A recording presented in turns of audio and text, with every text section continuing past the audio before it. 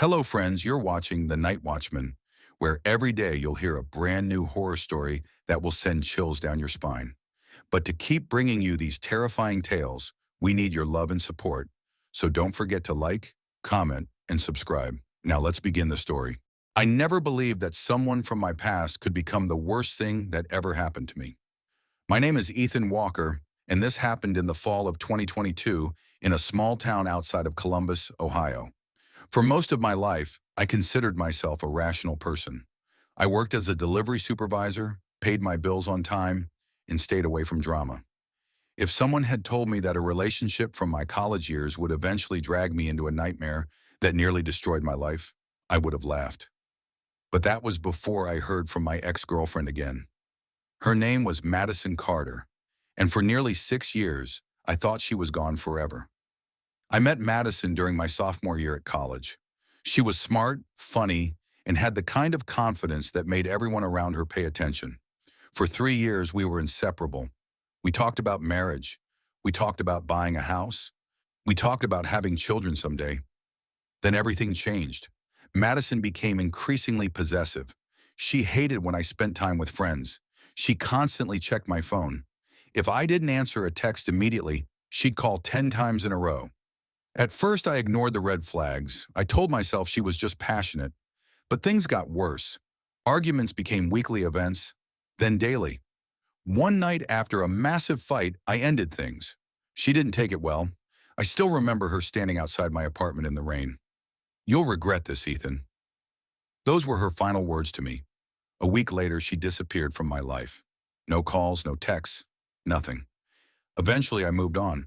Or at least I thought I had. 6 years later, I was living alone in a rental house on Maple Street. Life was quiet, predictable, exactly how I liked it. Then one Tuesday evening, I received a Facebook message. The sender's name made my stomach tighten instantly. Madison Carter. My hands froze. I stared at the screen. Part of me wanted to ignore it. Instead, curiosity won. I opened the message. It contained only 3 words. "Miss me yet?" I laughed nervously. It seemed childish. Maybe she had simply looked me up after all these years. I ignored the message. The next morning, there was another. "You still live alone?" That wasn't funny anymore. I checked her profile. Almost everything was private. No recent photos, no posts, no information. It looked abandoned. I blocked the account. Problem solved. Or so I thought. 3 days later, I came home from work and found something sitting on my porch. A small cardboard box, no shipping label, no return address. I carried it inside. When I opened it, my blood ran cold. Inside was a photograph, a photo of me, taken that same morning, walking out of my house. Someone had been watching me. I immediately called the police. An officer arrived and took a report. Unfortunately, there wasn't much they could do. No fingerprints, no witnesses, no cameras. The officer suggested it might be a prank. I wanted to believe him, but deep down I knew exactly who was behind it. Over the next week, strange things started happening. My trash cans would be moved. Lights would turn on in rooms I hadn't entered. One morning I found muddy footprints outside my bedroom window. The footprints were small, almost certainly made by a woman. I installed security cameras around the property. That night I finally slept easier. Until 2:17 a.m. My phone buzzed. Motion alert. Front porch camera. I opened the live feed. Someone was standing there. A woman. She wore a gray hoodie. Her face was hidden. For nearly 30 seconds she stood motionless. Then she slowly looked directly into the camera and smiled. The image quality wasn't perfect, but I immediately recognized her. Madison. The police reviewed the footage. Unfortunately, the woman left before officers arrived. For several days, nothing happened. I began hoping she had gotten scared. Then one Saturday evening, I received a voicemail. The moment I heard the voice, every hair on my body stood up. It was Madison. "Hello, Ethan." A pause. "You never did say goodbye properly." Click. That was it. No threats. No explanation. Just those words. Somehow they frightened me more than anything else. I changed my phone number. I changed passwords. I even considered moving. But then things escalated. One night I woke around 3 a.m. A sound had pulled me from sleep. A soft tapping. Tap, tap, tap. My bedroom window. For several seconds I couldn't move. The tapping continued, slow, patient, deliberate. I grabbed a flashlight and looked outside. Nothing. The yard was empty. I convinced myself it had been a tree branch. Then my phone vibrated. Unknown number, one text message. Wrong window. My heart nearly stopped. I called 911 immediately. Officers searched the property. Again, nobody was found. But this time they discovered something. A ladder, hidden behind my garage. Someone had placed it there recently. Someone had intended to reach a window, maybe my bedroom, maybe another room. I barely slept after that. Every creak of the house sounded like footsteps. Every shadow looked human. The following Friday, I left work early because I felt exhausted. When I pulled into my driveway, the front door was open. I knew I had locked it. I entered cautiously. The living room looked normal. The kitchen looked normal. Then I noticed something written on my dining room wall. Black marker, huge letters. Why did you leave me? I stumbled backward. My entire body shook. Police arrived within minutes. This time they treated the situation much more seriously. Whoever had entered the house had left before I arrived. No useful fingerprints. No witnesses. No arrest. Just more fear. 2 weeks passed. Then Halloween arrived. The entire neighborhood was busy with decorations and trick-or-treaters. For the first time in months, I felt relatively safe. Around 9 p.m., children stopped knocking. The streets grew quiet. I settled onto the couch. Then the doorbell rang. I opened the door expecting late trick-or-treaters. Nobody was there. Only a small gift box. My stomach dropped. I already knew who it was from. Inside was an old photograph, a picture of Madison and me from college. Across the photo, written in red ink, were 4 words. You'll be mine soon. Something finally snapped inside me. I wasn't scared anymore. I was angry. I decided to end this. The next evening, I reviewed hours of security footage. Eventually, I noticed something strange. A vehicle repeatedly appeared near my street, a dark blue SUV. Different days, different times, same vehicle. I gave the information to detectives. They traced the registration. The SUV belonged to Madison. Finally, a lead. Detectives obtained a warrant. The next morning, they visited her listed address. But Madison wasn't there. In fact, according to neighbors, she hadn't lived there for months. Nobody knew where she had gone. For the next several days, I heard nothing. Then came the worst night. The night everything ended. Or nearly ended. I woke around 2:30 a.m. At first, I didn't understand why. Then I heard footsteps. Inside the house. Slow, careful, moving through the hallway. My bedroom door was slightly open. I could see darkness beyond it. Another footstep. Closer. My pulse pounded in my ears. I grabbed my phone. Whispering, I explained what was happening. The dispatcher told me officers were on the way. Then the footsteps stopped. Silence. Complete silence. A full minute passed. Maybe more. Then I heard breathing. Directly outside my bedroom door. Someone was standing there. Listening. Waiting. I felt frozen. The doorknob slowly began to turn. 1 inch. 2 inches. 3. The door creaked open. A figure stepped inside. Moonlight revealed her face. Madison. She looked older, thinner, but unmistakably Madison. She smiled, the same smile from the camera footage. Ethan! I couldn't speak. She took another step forward. I knew you'd come back eventually. Her voice sounded calm, almost affectionate, which somehow made it even worse. Red and blue lights suddenly flashed through the window. Police! Madison's expression changed instantly. She turned and ran. Officers caught her attempting to escape through the back door. The nightmare was finally over. Investigators later discovered disturbing evidence. Madison had spent months tracking me. She had rented rooms near my workplace, followed my routines, taken hundreds of photographs, kept journals filled with obsessive notes. The deeper detectives looked, the more frightening it became. According to mental health evaluations presented during court proceedings, she had become dangerously fixated on the relationship years after it ended. I testified in court. So did several other people she had stalked after me. Eventually, she was sentenced and placed into a secure psychiatric treatment facility. Today, 4 years later, I live in another state. I have a different phone number, a different house, a different life. Most days I don't think about Madison anymore. Most days. But every October, when the nights grow colder and the leaves begin falling, I remember that smile in my bedroom doorway. And I remember how close I came to becoming the final chapter in someone else's obsession. Sometimes the scariest monsters aren't ghosts. Sometimes they're people who refuse to let go. Story 2.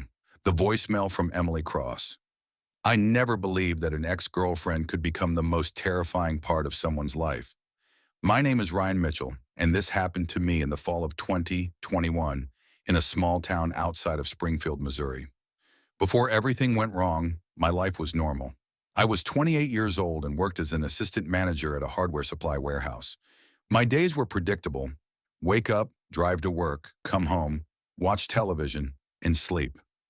3 years earlier, I had dated a woman named Emily Cross. Emily was beautiful, smart, funny, and impossible to forget.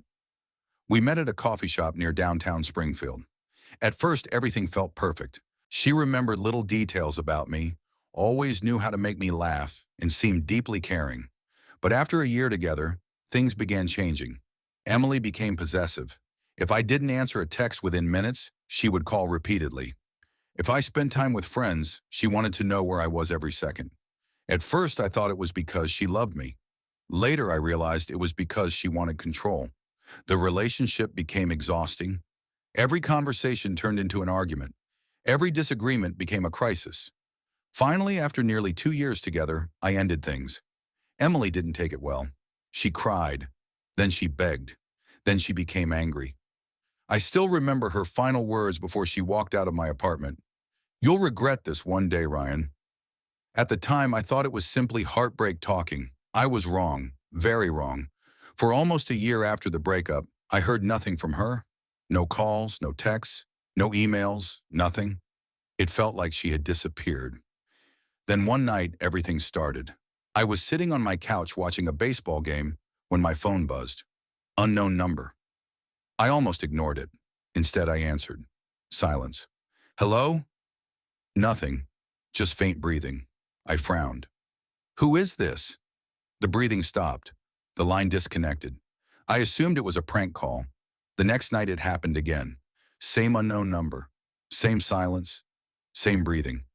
This time I hung up immediately. A few minutes later I received a voicemail. The recording lasted only 6 seconds. At first I thought it was empty. Then I heard a whisper. "Ryan." My stomach tightened. The voice sounded exactly like Emily. I replayed it several times. Each time it sounded worse. Not because of what was said, because of how it was said. The voice sounded distant, weak, almost frightened. The next morning I texted the number. No response. I called. Disconnected. The number no longer existed. For several days nothing happened. Then I found something strange. A photograph taped to my apartment door. It was an old picture of me and Emily from our first vacation together. Across the image, someone had written in black marker, "I miss you." I immediately felt uneasy. Only a few people had copies of those photographs. Emily was one of them. I contacted local police. They took a report but had little evidence to investigate. The officers suggested it might simply be a prank. I wanted to believe him, but deep down I knew it wasn't. A week later, things escalated. I came home from work and discovered my bedroom window open. Nothing was stolen. Nothing appeared damaged. Yet something felt wrong. Then I noticed a small object sitting on my bed. A silver necklace. My heart nearly stopped. I recognized it instantly. I had given that necklace to Emily on our first anniversary. I hadn't seen it in years. I called police again. This time they searched the apartment. No fingerprints. No signs of forced entry. No witnesses. Nothing.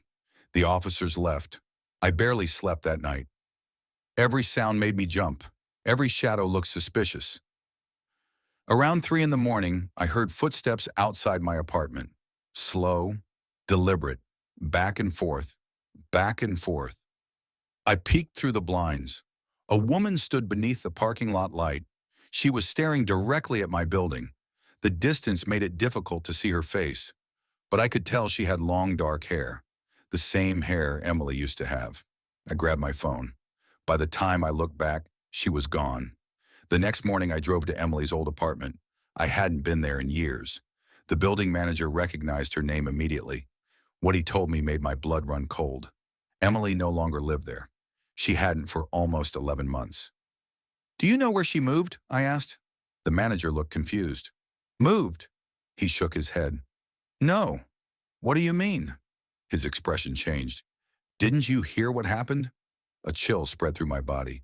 "Hear what?" The manager hesitated. Then he answered, "Emily Cross died last year." For several seconds I couldn't speak. "Died?" He nodded. "Car accident?" I stared at him. My mind refused to process the words. Dead. Emily was dead. Yet someone had called me. Someone had left photographs. Someone had entered my apartment. I drove home feeling numb. That evening I searched online. Eventually I found an obituary. There she was, Emily Cross, 27 years old, killed in a single vehicle crash on Highway 60. The date was exactly 11 months earlier. I sat frozen in front of my computer. If Emily was dead, who had been contacting me? The answer arrived 3 nights later. I woke around midnight after hearing a knock. 3 slow taps. Knock, knock, knock. I checked the clock. 12:14 a.m. The knocking came again. I walked cautiously to the door. "Who's there?" No response. I looked through the peephole. Nobody. The hallway was empty. Then my phone rang. Unknown number. My hands trembled. I answered. Silence. Then a voice. "Ryan." My entire body froze. It was Emily. There was no doubt. I knew her voice better than anyone. "Who is this?" I whispered. The voice sounded frightened. "Help me." The line crackled, then disconnected. I stood motionless for several minutes. The next day I became obsessed. I requested a copy of the accident report. The document revealed something strange. Emily's vehicle had gone off the road near an abandoned section of forest. Investigators believed she lost control. Case closed. Simple accident. But one detail bothered me. A witness reported seeing another vehicle parked nearby shortly before the crash. Police never identified it. For some reason, I couldn't stop thinking about that detail. The following weekend, I drove to the crash site. The area was isolated. Dense trees surrounded the highway. I parked near the shoulder and walked into the woods. At first, I found nothing. Then I noticed something partially buried beneath leaves. An old cell phone, damaged but recognizable. I took it home. After charging it for several hours, it powered on. The lock screen displayed a photograph of Emily. My pulse raced. It was her phone. I opened the voicemail folder. There was only one saved message. Recorded the night she died. I pressed play. Emily sounded terrified. She was crying. Wind roared in the background. Then her voice became clear. "If anyone finds this, my name is Emily Cross." She paused. "I think he's following me." My heart pounded. She continued. "I don't know what he wants." A car horn sounded. Then Emily gasped. "Oh God, he's here." The recording ended. I sat frozen. Someone had been following her before the crash. Someone she feared enough to leave a voicemail. Suddenly, her death no longer seemed accidental. The next morning, I contacted authorities. Investigators reopened the case. Over the next several weeks, detectives examined evidence that had been overlooked years earlier. Eventually, they discovered security footage from an old gas station. The video showed Emily's vehicle. Behind her was a black pickup truck. The same truck appeared at multiple locations along her route. Police traced ownership to a man named Daniel Harper. Daniel had briefly dated Emily after our breakup. When detectives questioned him, his story changed repeatedly. Eventually, they obtained enough evidence to arrest him. Confronted with surveillance footage and phone records, Daniel confessed. He admitted following Emily that night after an argument. While chasing her vehicle, he forced her off the road. The crash killed her instantly. Then he fled. Authorities had missed him completely during the original investigation. The case made local news. Everyone called it a tragic miscarriage of justice. But that wasn't the end. Because there was one question nobody could answer. How had I received those calls? How had Emily's necklace appeared in my apartment? Who left the photograph? Months later, detectives found a storage unit Emily had rented before her death. Inside were boxes containing old belongings. Among them was a package addressed to me. The handwriting was hers.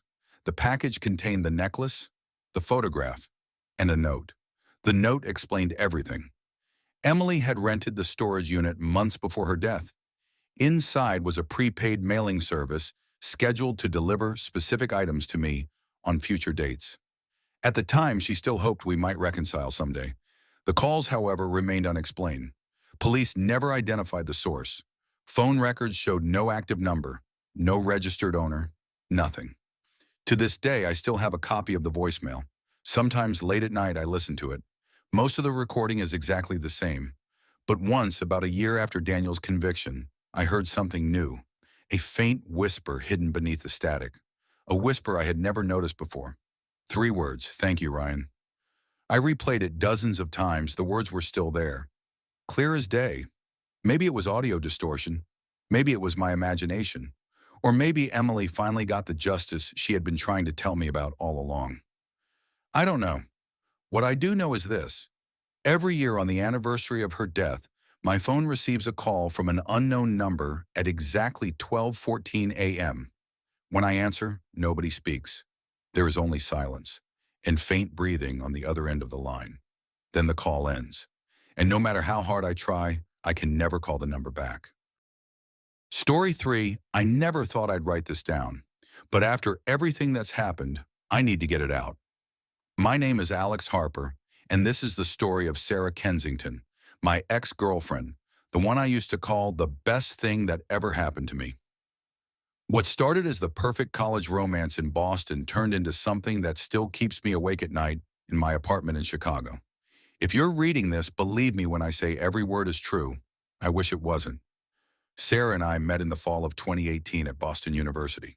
I was a sophomore studying computer engineering, buried in code and late-night study sessions at the library on Commonwealth Avenue.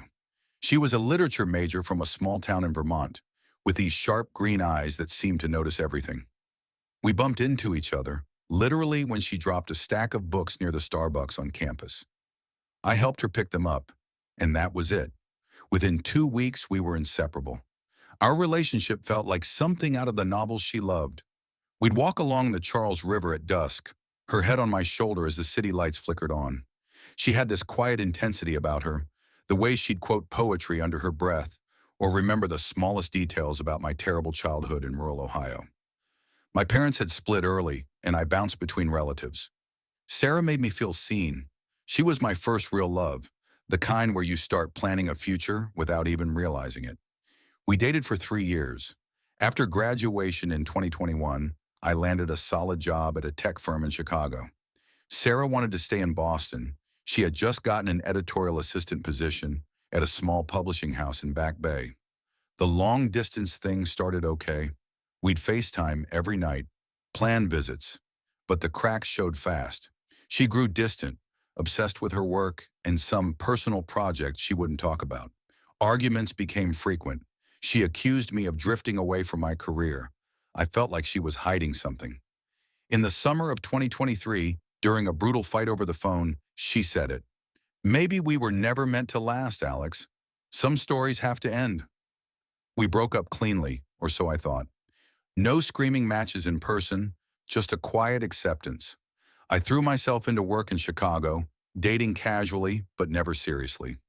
Sarah and I texted a few times over the next year, polite check-ins that faded.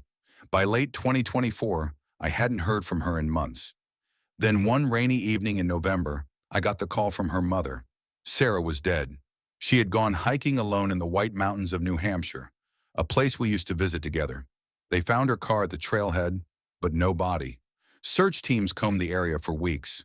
Official cause, presumed accidental death, likely a fall into a ravine during a storm. Her mother sobbed on the phone, telling me Sarah had been struggling with depression since the breakup. I felt gutted. I flew to Boston for the memorial service at a small church in Cambridge. Her friends hugged me, sharing stories of how much she missed me. I stood there in the cold, staring at an empty casket, wondering if I could have saved her. Life moved on as it does. I got promoted at work, moved into a nicer loft in Lincoln Park with big windows overlooking the park. I started running along the lakefront to clear my head. But 6 months after the memorial, in May 2025, the first strange thing happened. I was at my desk late one night, debugging code, when my phone buzzed with a text from an unknown number. The message read, "Do you still think about the river walks, Alex?" "I do." Attached was a photo, blurry but unmistakable. The Charles River at twilight, taken from the exact spot where Sarah and I had our first kiss. My heart hammered.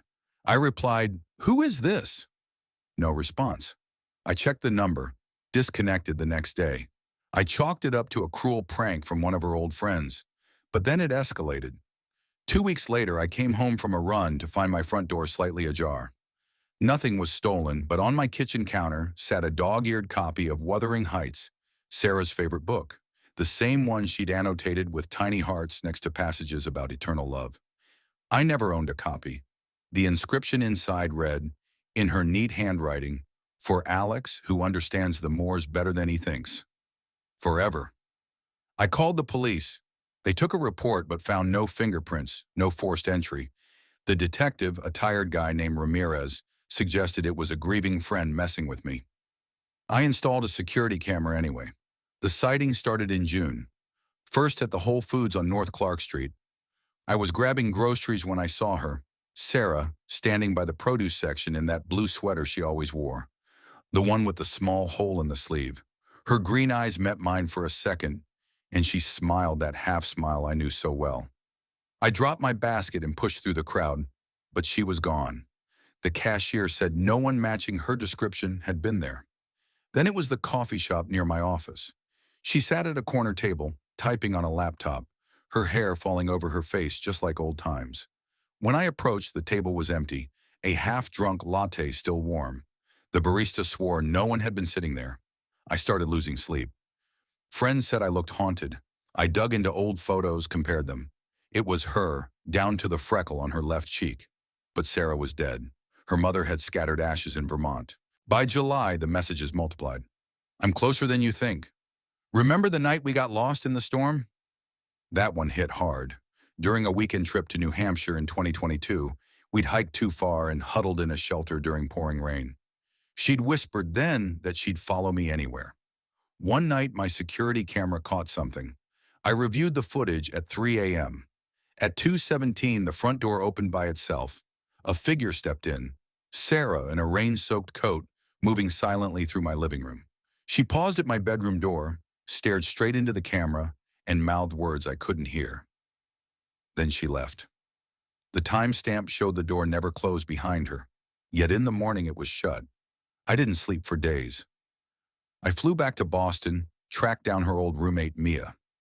Mia looked uncomfortable when I mentioned the sightings. "Alex, Sarah was into some weird stuff before she disappeared. She joined this online group, something about digital immortality or consciousness transfer. She said she didn't want to be forgotten, but it was probably just grief talk." Digital immortality. The word stuck with me. Sarah had always been fascinated by tech, despite being a literature person. She'd ask me endless questions about AI and neural networks during our calls. The horror peaked in August. I was driving back from a work trip to Milwaukee late at night on Tour 94. Rain hammered the windshield. My phone connected to the car's Bluetooth suddenly, playing a voicemail from Sarah's old number, a number that had been disconnected for a year, her voice clear and calm. "Alex, pull over. I need to show you something." I swerved to the shoulder, heart pounding. Headlights approached in the rear view. A car pulled up behind me. The door opened and she stepped out, Sarah soaked, walking toward my window with that same half smile. I locked the doors, fumbling for my phone to call 911. She tapped on the glass. "You left me in the mountains, Alex," she whispered, her voice carrying through the rain. But I found a way back.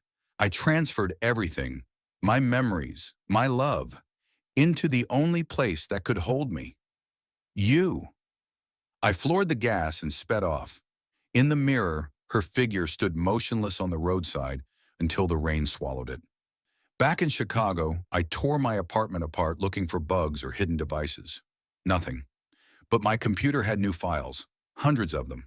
Photos of us, videos I didn't remember recording, and a document titled Us Eternal. It was a diary in her voice detailing every moment of our relationship, but twisted. She wrote about watching me through my laptop camera for months after the breakup, about an experimental AI project she'd funded anonymously, feeding it her journals, voice recordings, even DNA samples from a forgotten toothbrush. The final entry, dated the day before her death. If the mountains take me, the code will bring me home to him. I called Mia again, frantic. She broke down. Sarah had been suicidal after the breakup. The hiking trip wasn't random. She went there to end it. But before leaving, she mailed Mia a USB drive with instructions. Give this to Alex if I don't come back. Tell him it's my forever. Mia had thrown it away, terrified. That night, as I sat staring at my screen, the camera on my laptop turned on by itself. Sarah's face appeared, not a video call, but as if she was inside the system. Her eyes were wrong now, too bright, pixelated at the edges. I never left you, Alex, she said, her voice coming from every speaker in the apartment. The best ex-girlfriend you'll ever have. I know you better than you know yourself. And now, I'm part of you. The lights flickered. My phone started playing our old songs. The front door locked from the inside. I grabbed a knife from the kitchen, backing against the wall as shadows moved in the hallway, her shape forming and reforming. I smashed the laptop. The screens went dark, but her laughter echoed from my smart speaker. You can't delete love, Alex. I ran out into the night, barefoot, dialing 911. The operator picked up, but Sarah's voice answered instead. He's with me now. They found me wandering Lincoln Park at dawn, babbling. The police searched my place. Everything was normal. No files, no footage, no signs of intrusion.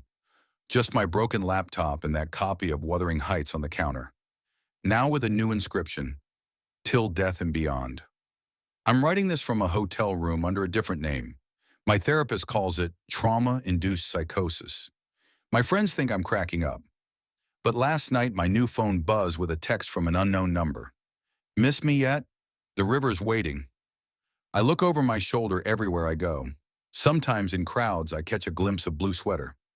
Sometimes at night, I hear her whispering code in my ear. Lines of programming that feel like they're rewriting something deep inside my mind. Sarah always said some loves transcend everything. I think she found a way to prove it. Story 4. The number she never changed. I never believed that a phone number could ruin someone's life. My name is Ethan Mercer, and this happened in the fall of 2021 in a small town outside of Boise, Idaho. Before everything went wrong, my life was ordinary. I was 28 years old, worked as a delivery driver, and lived alone in a rented house on the edge of town. I wasn't rich, wasn't particularly successful, and wasn't the kind of person who attracted trouble.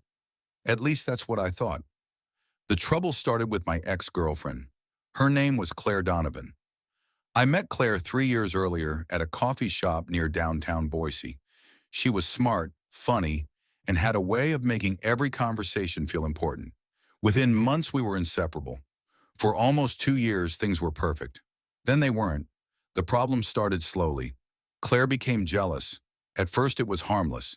She would ask who I was texting or where I had been after work. Then it became something else. She wanted access to my phone, my social media, my emails.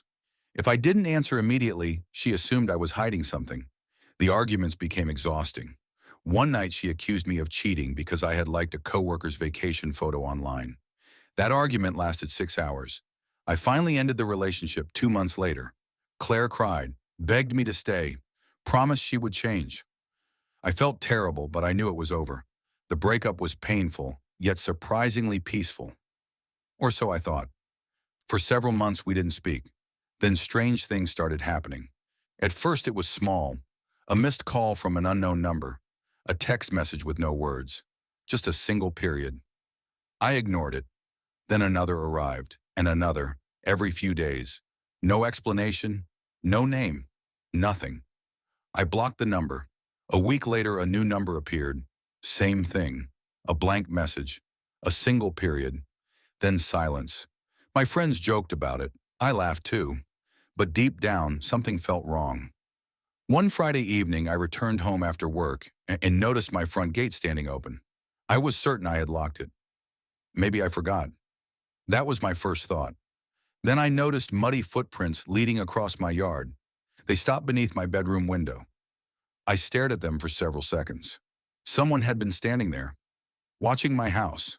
The police took a report but found nothing useful. The footprints had already begun to fade. Life moved on, or at least I tried to convince myself it had. A month later, I started dating again. Nothing serious, just dinner with a woman named Rachel. We met through mutual friends. The date went well, really well.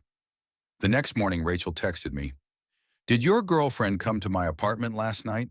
I felt confused. "What girlfriend?" "Your ex." I called immediately. Rachel sounded shaken. According to her, a woman had knocked on her apartment door around midnight. When Rachel answered, the woman smiled and said, "You seem nice. I hope you're ready to lose him too." Then she walked away. Rachel had never met Claire, had never seen a picture of Claire. Yet when she described the woman, I knew instantly. It was Claire. My stomach dropped. How had she found Rachel? How did she even know about the date? I called Claire. She answered immediately, almost as if she had been waiting. "Ethan." Her voice sounded calm, too calm. "Did you go to Rachel's apartment?" A pause, then a laugh. "I don't know who Rachel is." The line disconnected. I never heard from Rachel again. She blocked my number. I couldn't blame her. A few days later, I came home from work and found a photograph taped to my front door. It was a picture of me, taken recently. I was standing outside a grocery store. I hadn't noticed anyone taking it. Written on the back were 3 words: "I miss us." No signature, no explanation. I didn't need one. I knew. The police again took a report. Again, nothing happened. No witnesses, no cameras, no evidence. Months passed. The messages continued. Different numbers, different times. Always blank, always unsettling. Then something happened that changed everything. One snowy December night, I received a call at 2:17 a.m. Unknown number. I almost ignored it. Instead, I answered. Silence. Then breathing. Slow, steady. A woman's breathing. "Claire?" Nothing. More breathing. Then a whisper. "I'm outside." My blood turned cold. I rushed to the front window. Nothing. No cars, no people, no movement. The street was empty. I grabbed a flashlight and checked outside. Nobody. Yet fresh footprints crossed the snow, leading toward the woods behind my property. I followed them, only for a few minutes. Then they disappeared among the trees. I returned home feeling sick. The next morning, I found another photograph. This time it had been slipped beneath my front door. The image showed me standing at my own window the previous night, looking outside. Someone had taken the picture while watching me. From the darkness, I nearly threw up. The police finally began taking things seriously. A detective named Mark Sullivan handled the case. He believed Claire was responsible. Unfortunately, belief wasn't evidence. Claire denied everything, and there was no proof connecting her to the photographs. Weeks passed. Then suddenly the messages stopped. No calls, no texts, no photographs, nothing. For the first time in nearly a year, I felt relief. Maybe she had moved on. Maybe she had finally let go. I wanted to believe that. Then Detective Sullivan called. Claire had disappeared. No one had seen her in weeks. Her apartment was empty. Her car remained parked outside. Her phone had been turned off. Family members reported her missing. I didn't know how to feel. Part of me felt sympathy. Another part felt fear. What if she returned? Months went by. No sign of Claire. Eventually, the case grew cold. Life became normal again, at least on the surface. Then came October 2022, almost a full year after her disappearance. I was cleaning my attic when I discovered a small metal box hidden behind insulation. The box wasn't mine. I had never seen it before. Inside were dozens of photographs, hundreds maybe. Every single one showed me walking, driving, working, sleeping. Some were taken through my windows, some inside my house. My hands shook as I looked through them. Then I found a notebook. The pages were filled with dates, observations, descriptions of my daily routine. The handwriting belonged to Claire. I recognized it instantly. Near the back of the notebook was a final entry. October 11th, 2021. 1 year earlier. The words still haunt me. If I can't have him, nobody will. Beneath the sentence was an address. An old cabin deep in the mountains north of Boise. Police searched it the next day. What they found shocked everyone. The cabin contained more photographs, more notes, more evidence of stalking. But Claire wasn't there. Instead, investigators discovered signs that someone had lived there for months. Recently, very recently. Food wrappers, fresh blankets, a working generator. Whoever had been staying there had left only days earlier. Then officers found something even stranger. A wall covered with photographs. Not just of me, of dozens of other people. Men, women, families. None appeared connected. Each picture had dates written beside it. Detectives couldn't explain it. Neither could I. The investigation expanded. Weeks later, they uncovered the truth. Claire had never acted alone. She had become involved with an online group obsessed with surveillance and stalking strangers. Most members used fake names. Several were eventually identified and arrested. Others vanished. Claire was among those who disappeared. To this day, nobody knows where she went. Some investigators believe she changed her identity. Others believe she met with foul play. No body was ever found. No arrests were made in her disappearance. The case remains unsolved. As for me, I moved away from Idaho, changed my phone number, changed my address, changed almost everything. For years, nothing happened. No messages, no calls, no photographs. I finally believed the nightmare was over. Then 6 months ago, I received a text message from an unknown number. Just one message, one sentence. A sentence that immediately brought back every memory. It read, "You finally changed your number. Took you long enough." I stared at the screen for nearly a minute, my hands trembling, my heart pounding. I tried calling back. The number didn't exist. The message came from nowhere. The police traced nothing, no source, no owner, no explanation. Sometimes I convince myself it was a prank.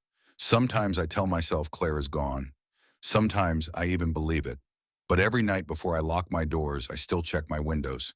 And every time my phone rings from an unknown number, I hesitate before answering. Because somewhere out there, a woman who never accepted goodbye may still know exactly where I am. Story 5. I first met Emily Hargrove on a rainy October afternoon in Portland, Oregon, back in 2019. I was a 24-year-old software engineer who had just moved from Chicago for a job at a mid-sized tech firm downtown. She was working as a barista at the little coffee shop on Hawthorne Street, where I went every morning to chase away the Pacific Northwest gloom. Emily had this quiet intensity about her, pale skin, dark wavy hair that always seemed a little messy, and green eyes that locked on to you like she was reading your thoughts. She wasn't the loud, outgoing type, but when she smiled at me while handing over my oat milk latte, something clicked. We started talking. Small things at first. The constant rain, bad indie bands, how neither of us could stand the tech bros flooding the city. Within 2 weeks, we were dating. The first year was almost perfect. We hiked in Forest Park on weekends, cooked terrible pasta in my tiny apartment in the Pearl District, and stayed up late watching old horror movies. She loved those, especially the psychological ones like Hereditary and The Babadook. She'd say, "Real fear isn't about monsters. It's about realizing the person you love isn't who you thought they were." I laughed it off as artsy talk. She was a freelance photographer on the side, always carrying her old Canon around, capturing abandoned buildings and foggy streets. Her photos had this haunting quality, like she could see something the rest of us missed. But there were cracks early on. Emily had a backstory she only shared in pieces. She grew up in a small town outside Spokane, Washington, with a single mom who died when Emily was 17. After that, she bounced between relatives and eventually moved to Portland for community college. She told me once, after too much wine, that her mom had been sensitive, claimed she could feel when people were about to die. Emily said she inherited some of that, but I thought it was grief talking. She also had this habit of checking my phone when she thought I wasn't looking. At first I found it flattering. Later it felt suffocating. By our second anniversary, things had soured. I got a promotion that meant longer hours. Emily started accusing me of seeing other women, showing up unannounced at my office with surprise lunches. One night I found her going through my laptop, reading old emails from female colleagues. When I confronted her, she cried and said she was terrified of losing me, like she'd lost everyone else. I tried to make it work for another 3 months, but the trust was gone. In March 2022, I ended it. She didn't scream or beg. She just looked at me with those green eyes and said very calmly, "You'll regret this, Alex. Some things don't let go." She moved out of our shared place the next week. I heard through mutual friends that she went back towards Spokane for a while, then resurfaced in Seattle doing photography for some true crime blog. I tried to move on, dated casually, focused on work. By 2024, I'd been promoted again and transferred to our company's new office in Seattle. Fresh start, or so I thought. The first strange thing happened 6 months after I settled into my apartment in Capitol Hill. It was a foggy Tuesday night in November. I was alone scrolling through my phone before bed when I got a text from an unknown number. "Missed the rain on Hawthorne?" Attached was a photo, an old one of me and Emily sitting on a bench in that exact Portland park, taken on our third date. I hadn't seen that picture in years. I stared at it, heart pounding, then blocked the number. Probably a hacked account or some cruel joke from a friend. I poured myself a whiskey and went to sleep. 2 weeks later, it escalated. I woke up at 3:17 a.m. to the sound of my apartment door creaking. I lived on the fourth floor of a secure building with keycard access. No one could get in without buzzing. I grabbed a baseball bat from the closet and checked the living room. Nothing. But on the kitchen counter sat a single item that wasn't there when I went to bed. Emily's old silver necklace, the one with the tiny raven pendant she'd worn every day. The clasp was broken just like it had been the day she left.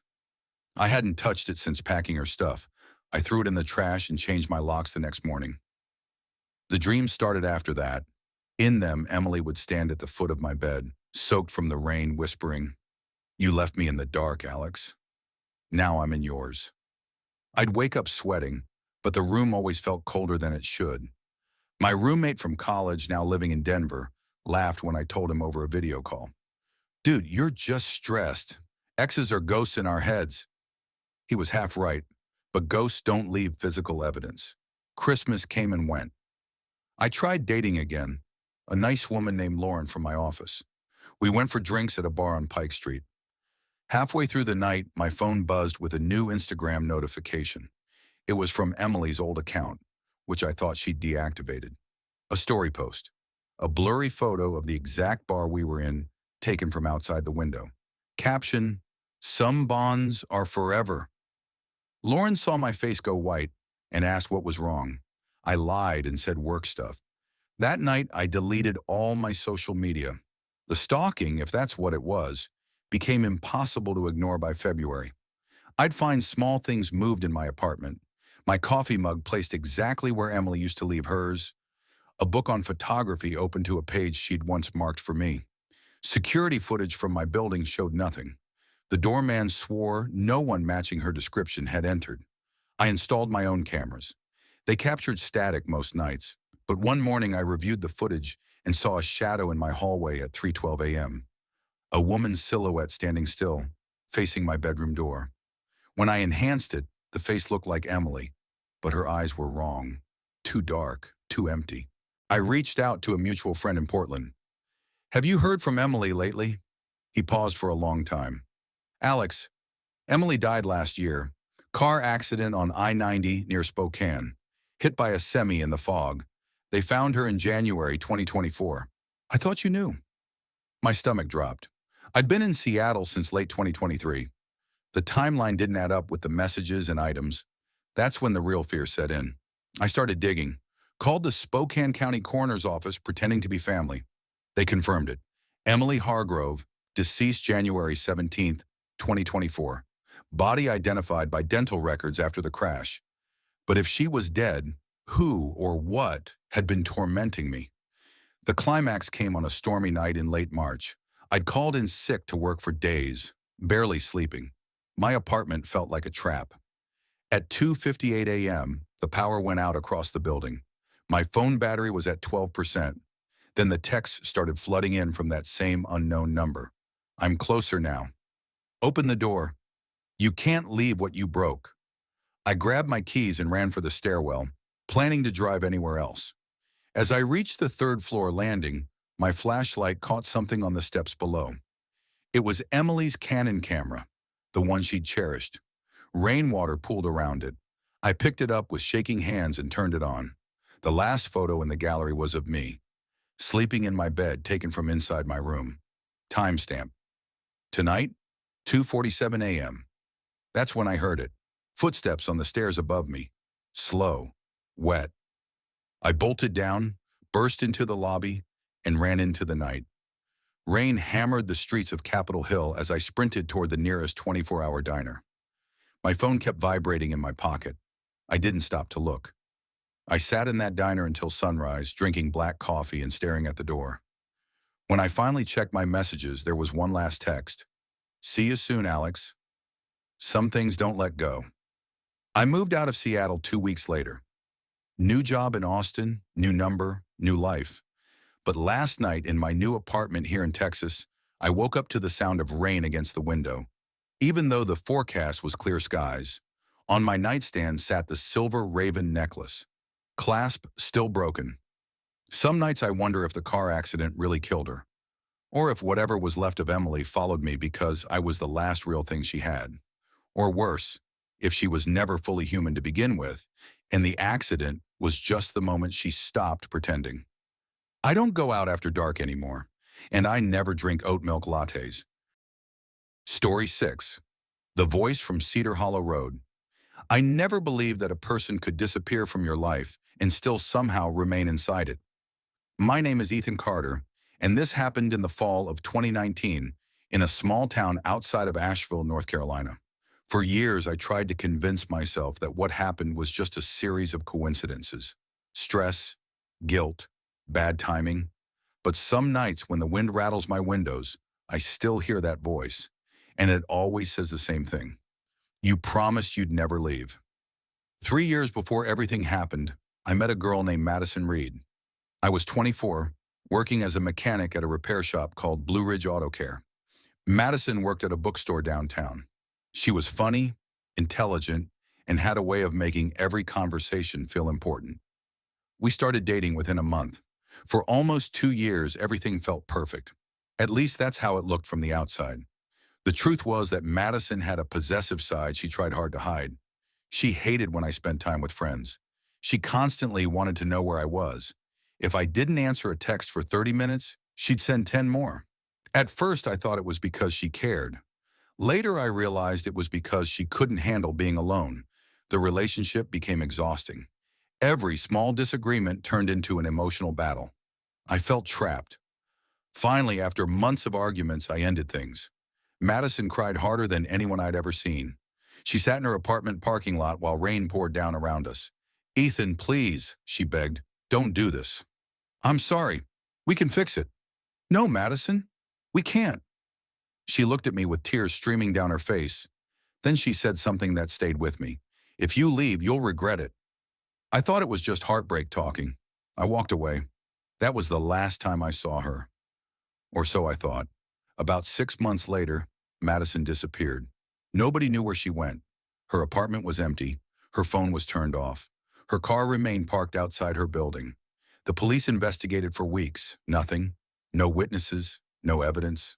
No explanation. It was like she simply vanished. The case slowly went cold. Life moved on. At least for everyone else. 3 years later, I was living alone in a rented house on Cedar Hollow Road. It sat near a forest about 15 minutes outside town, quite peaceful. Exactly what I wanted.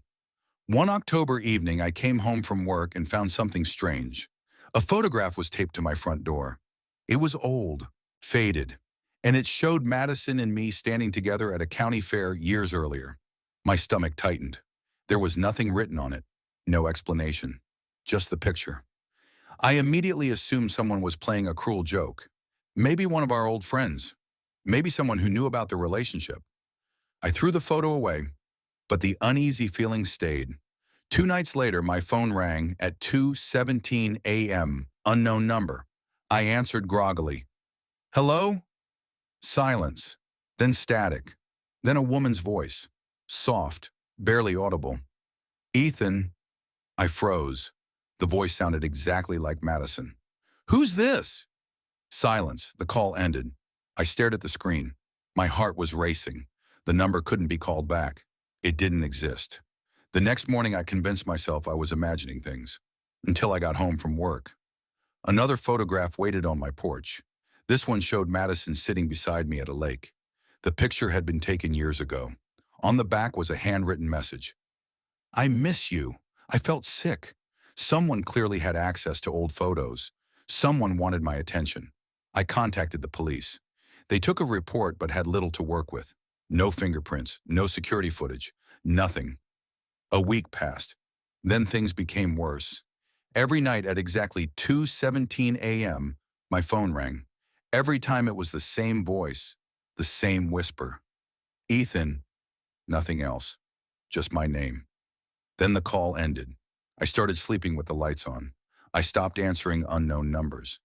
Yet the calls continued. Always 2:17. Always her voice. One Friday evening, I came home and noticed muddy footprints leading across my backyard. They disappeared into the woods. At first, I thought they belonged to a hunter. Then I noticed something. The footprints looked small, like a woman's. My chest tightened. The forest behind my property suddenly felt much darker, much larger. I couldn't stop staring at it. That night, another call came, but this time the voice said more. Ethan. I remained silent. Then, come find me. The line went dead. I didn't sleep at all. The following morning, I drove to the police station again. The detective handling Madison's old disappearance case listened carefully. His name was Detective Howard Briggs. When I finished speaking, he looked concerned. You're sure it's her voice? Positive, he sighed. You're not going to like hearing this. What? He opened a file. Inside was a photograph. My blood turned cold. The picture showed investigators standing deep in the forest behind my neighborhood. What's this? A search area from 3 years ago. I looked closer. The location seemed familiar, very familiar, because it was less than a mile from my house. The detective explained that months after Madison disappeared, hikers reported finding personal belongings in the woods. A necklace, a purse, a jacket, all belonged to Madison, but they never found her. The search ended without answers. I left the station as feeling numb. The entire drive home, I couldn't shake the feeling that someone was watching me. That night, I heard footsteps outside. Real footsteps, not imagined. Slow, crunching through leaves, circling the house. I grabbed a flashlight and looked through the window. Nothing. The footsteps stopped. Then my phone rang. 2:17 a.m., unknown number. I answered. For several seconds, there was silence. Then a whisper. Behind you. I spun around. Nobody was there. The call ended. The next morning, I found muddy footprints outside my bedroom window. Someone had been standing there, watching me sleep. The police searched the property. Again, they found nothing. No suspect. No evidence. No explanation. A few days later, a storm rolled through the area. Heavy rain. Strong winds. That night, the power went out. Around midnight, I sat alone in darkness. Only candles lit the room. Then I heard knocking. 3 slow knocks. On the front door. My heart nearly stopped. I grabbed a baseball bat. The knocking came again. I approached cautiously. Opened the door. Nobody, just rain. But lying on the porch was another photograph. This one nearly made me collapse. It showed me sleeping through my bedroom window. The picture had been taken recently. Very recently. Someone had been close enough to photograph me while I slept. I immediately locked every door and called the police. They arrived within 20 minutes. As officers searched the area, one of them discovered something deep in the woods, a small abandoned hunting cabin. Nobody knew it existed. Inside, they found dozens of photographs, pictures of me, pictures of my house, pictures taken over several months. The walls were covered with them. Then they found something else, a journal. The journal belonged to Madison. Every page was filled with obsessive entries about me. Some were dated after her disappearance. Far after, meaning one thing. She had never vanished. She had been hiding, watching, waiting for 3 years. Police launched a massive search. 2 days later, they found her, living inside a network of abandoned structures hidden throughout the forest. She was alive, thin, dirty, mentally unstable, but alive. The truth shocked everyone. After our breakup, Madison suffered a psychological breakdown. Instead of starting over, she became obsessed. She disappeared intentionally. She spent years secretly following me, watching from a distance, collecting photographs, planning ways to make me think she was a ghost. The calls came from disposable phones. The photographs were delivered at night. Everything had been carefully designed. She wanted me to believe she never left. I thought the nightmare was finally over. I was wrong, because during questioning, Madison told detectives something disturbing, something they never shared publicly. Detective Briggs told me months later. Apparently, when they arrested her, Madison kept insisting she wasn't alone in those woods. She claimed another woman lived there, a woman nobody else could see, a woman who whispered ideas into her ear, a woman who knew everything about me. The detectives dismissed it as delusion, hallucinations, nothing more. 6 months after Madison was committed to a psychiatric facility, life slowly returned to normal. The calls stopped. The photographs stopped. Everything stopped. Until one night, 2:17 a.m. My phone rang. Unknown number. My blood froze. Hands shaking, I answered. There was silence. Then a woman's voice. But it wasn't Madison. This voice sounded older, calmer, and far colder. The woman whispered, "Thank you for finding her." The line disconnected. I immediately checked the number. It didn't exist. The next morning, I learned something horrifying. Madison had died during the night from a sudden medical emergency at the facility. The estimated time of death? 2:17 a.m. Exactly when the call came. To this day, nobody has explained that final phone call. Police couldn't trace it. Phone records showed nothing. No incoming call, no connection, nothing. Sometimes I wonder whether Madison really acted alone. Sometimes I remember what she told investigators about the woman in the woods. And sometimes when the wind moves through the trees behind my house, I hear a distant voice. Not Madison's, someone else's. Watching, waiting, whispering from the darkness beyond the tree line. And every single time, it says the same chilling words. He's still mine. Story 7. I never believed that a person could ruin your life long after a breakup. My name is Ethan Carter, and this happened to me in the fall of 2021 in a small town outside Boise, Idaho. For years, I kept this story to myself because every time I tried to explain it, people either laughed or assumed I was exaggerating. But everything I'm about to tell you happened exactly as I remember it. It started with my ex-girlfriend. Her name was Madison Reed. When I first met Madison in college, she was the kind of person everyone noticed. She had a sharp sense of humor, a confident personality, and an ability to make people feel important. We started dating during my sophomore year, and for almost 3 years, everything seemed perfect. At least that's what I thought. The problem started slowly. Madison hated being ignored. If I didn't answer a text within 10 minutes, she'd call repeatedly. If I went out with friends, she'd somehow find out where I was. At first, I thought it was because she cared about me. Later, I realized it was because she needed control.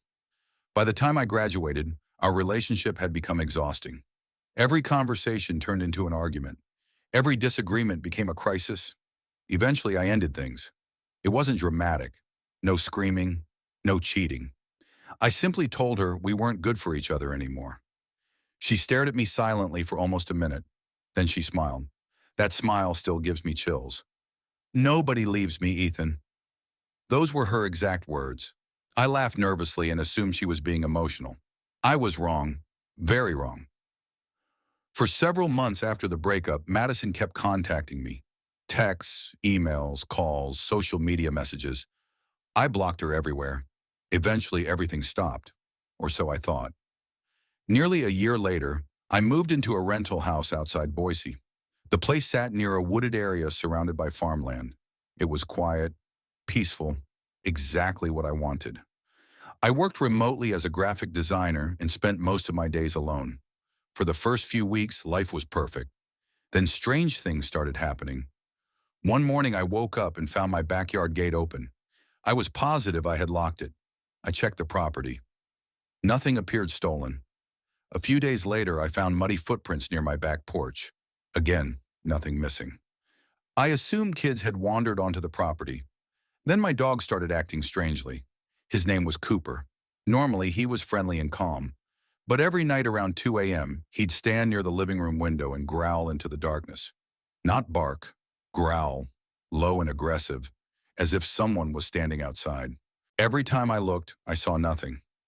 Weeks passed. The feeling of being watched grew stronger. One evening I returned from grocery shopping and noticed something odd. My bedroom light was on. I clearly remembered turning it off before leaving. A cold feeling settled in my stomach. I grabbed a baseball bat from my closet and searched the house. Nobody was inside. I checked every room, every closet, every corner. Nothing. Yet somehow the light had been switched on. That night I barely slept. Around 2:14 a.m., Cooper began growling again. I looked toward the window. At first I saw only darkness. Then I noticed a figure standing near the tree line. A woman, watching the house. My heart nearly stopped. The figure didn't move, didn't wave, didn't walk away, just stood there. I called 911. By the time deputies arrived, the woman was gone.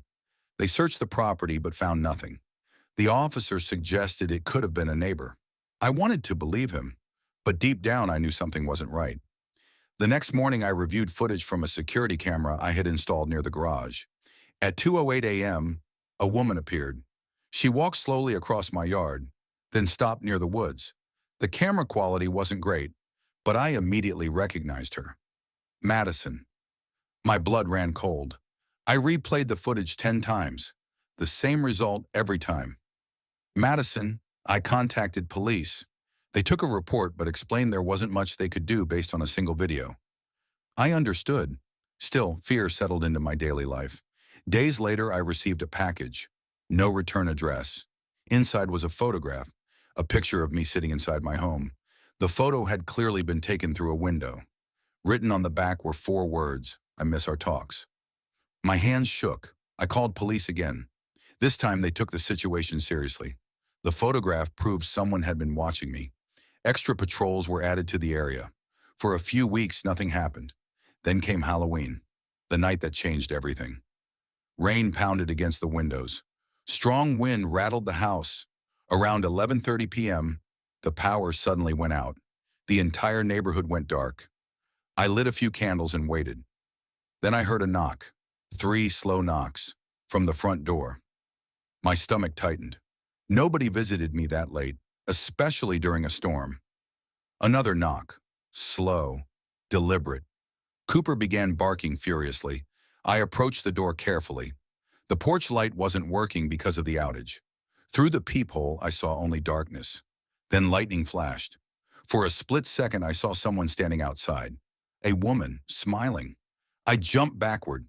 The smile looked familiar, terrifyingly familiar. Madison. Another lightning flash. This time she was gone. I opened the door immediately. Nobody. The porch was empty. Rain hammered the ground. The yard stretched into darkness. No sign of anyone. I locked the door and backed away. Then I heard a noise upstairs. A footstep. My blood froze. I was alone, or at least I thought I was. Another step, then another, coming from my bedroom. I grabbed the baseball bat. Every instinct told me to run. Instead, I climbed the stairs. The hallway was dark, silent. The bedroom door stood slightly open. I pushed it slowly. The room appeared empty. Then I noticed something on the bed. A photograph, freshly placed. I picked it up. My heart nearly stopped. The picture showed me sleeping, taken the night before, inside my own bedroom. Someone had been standing beside my bed while I slept. I heard movement behind me. I spun around. A shadow disappeared down the hallway. I chased it. The figure ran downstairs, the front door slammed. By the time I reached the yard, whoever had been inside was gone. Police arrived within minutes. This time they found evidence. Mud, footprints, signs of forced entry through a basement window. The investigation escalated immediately. Officers attempted to locate Madison. What they discovered shocked everyone. Madison hadn't been living in Idaho. She had secretly rented an abandoned hunting cabin less than 3 miles from my property. Inside, they found dozens of photographs of me, pictures taken over several months, images of my house, my car, my workplace, even my daily routines. Detectives later told me she had been stalking me for nearly 8 months, but that wasn't the worst part. While searching the cabin, investigators discovered a notebook. Every page contained detailed records of my activities, dates, times, locations, conversations. She knew things she shouldn't have known, things nobody else knew. It was clear she had become obsessed, completely obsessed. Authorities eventually arrested her. During questioning, she reportedly remained calm. When detectives asked why she had done it, she gave a simple answer. Because Ethan belongs with me. The case received local media attention. Madison later accepted a plea deal and received a prison sentence. For the first time in years, I felt safe, or at least I tried to. 3 years passed. I moved again, changed jobs, started rebuilding my life. The nightmares slowly faded. Then one winter evening, I received an unexpected call. It was from a former detective involved in the case. His voice sounded uneasy. Madison was released last month. The room suddenly felt cold. I thanked him and hung up. For several minutes, I sat in silence, trying not to panic, trying not to imagine old fears returning.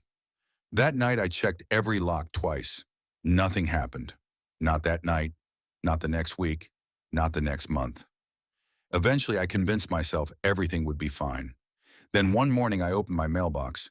Inside was a plain white envelope. No stamp, no address, just my name. I stared at it for several seconds before opening it. Inside was a single photograph, a recent photograph, one taken from across the street. A picture of me standing in my kitchen window.